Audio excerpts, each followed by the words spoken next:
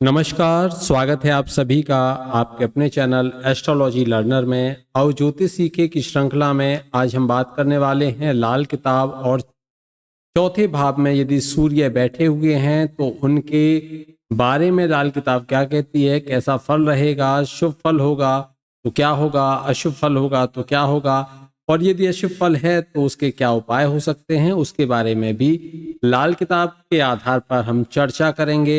सबसे पहले बात करते हैं कि यदि लाल किताब में चौथे भाव में सूर्य बैठा है तो उसके बारे में क्या कहा गया है, या जिनकी जन्म कुंडलियां नहीं हैं उनको कैसे पता चले कि उनका किस भाव में सूर्य हो सकता है। तो लाल किताब कहती है कि तमा माया में क्यों तू छोड़ा बसेरा, करोड़ों पति नाम लेवा जो तेरा।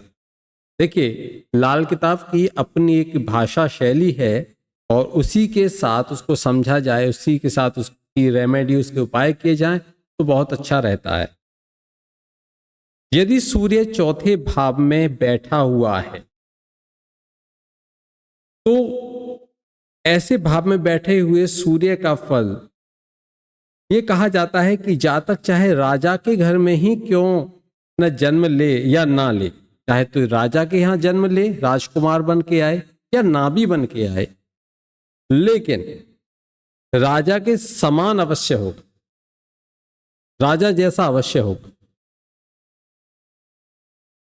बुध के बारे में कहा गया है यदि चौथे घर में सूर्य है तो बुध जंगल की वर्षा और शनि पहाड़ों की वर्षा की तरह धन वर्षा करते हैं। बुध जंगल की वर्षा की तरह और शनि पहाड़ों की वर्षा की तरह धन वर्षा करते हैं। माता पिता की ऐसा जातक सेवा करता है, लेकिन ऐसे जातक की एक आदत होती है कि खुद हानि उठा लेगा लेकिन दूसरों को हानि नहीं पहुंचाएगा। कोई उसको कष्ट दे दे लेकिन वो किसी को कष्ट नहीं देगा। अगर किसी व्यक्ति की जन्म पत्र का नहीं है और उसको ऐसे लक्षण खुद में दिखते हैं तो समझ जाइए कि आपका सूर्य चौथे भाव में बैठा हुआ है। अगर आपकी जन्म कुंडली आपको पता हो तो वह सूर्य चौथे भाव में मिलेगा।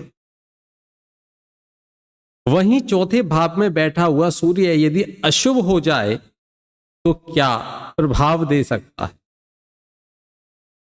तो अशुभ भाव में यदि चौथे भाव में सूर्य अशुभ हो जाए तो धन की लालच के कारण ऐसा जातक, जो खराब लोग होते हैं, उन लोगों की सेवा में रत रहता है, उनका बोझा उठाता ही रहता है। ऐसा जातक चोरी की आदत और लोगों की गांठ काटने से स्वयं का धन बर्बाद कर देगा। यदि यह चोरी की आदत उसके अंदर होगी, चौथे भाव में जिनका सूर्य है, और किसी की गांठ काटे यानी कि किसी की पॉकेट मारे, किसी के साथ में गद्दारी करे, किसी के धन को गायब करे, कहीं ना कहीं किसी के पैसे मिले आपने उसको गायब कर लिया, ये सब जो आदतें हैं इससे उस जातक का स्वयं का धन भी बर्बाद हो जाएगा। दिन को उसको नजर आए लेकिन रात्रि में जिसके चौथे घर में सूर्य है और अशुभ है उसको रतों थी नाइट ब्लाइंडनेस की जो डिजीज होती है, बीमारी होती है, उसके कारण उसको रात में दिखाई ना दे। अगर किसी को इस तरह की समस्या है तो चौथे घर में सूर्य अशुभ है। यदि वह पराई स्त्री को अपने साथ रखेगा तो निसंतान होगा, संतान नहीं होगी उसको, और सोने की चोरी उसकी होगी। अब चौथे में सूर्य बैठकर अशुभ प्रभाव दे रहे हैं तो उपाय क्या करना चाहिए ताकि इससे बच सके। तो उपाय के रूप में मंगल का उपाय यहां पर करना चाहिए।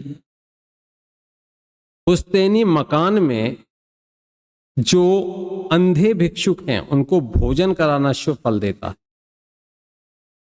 और जो बुआ लगती हो आपकी, उनके लड़के की अगर आप मदद करोगे, सहायता करोगे, तब भी आपको चौथे घर में बैठे सूर्य के अशुभ प्रभावों से निजात मिलेगी, रक्षा होगी।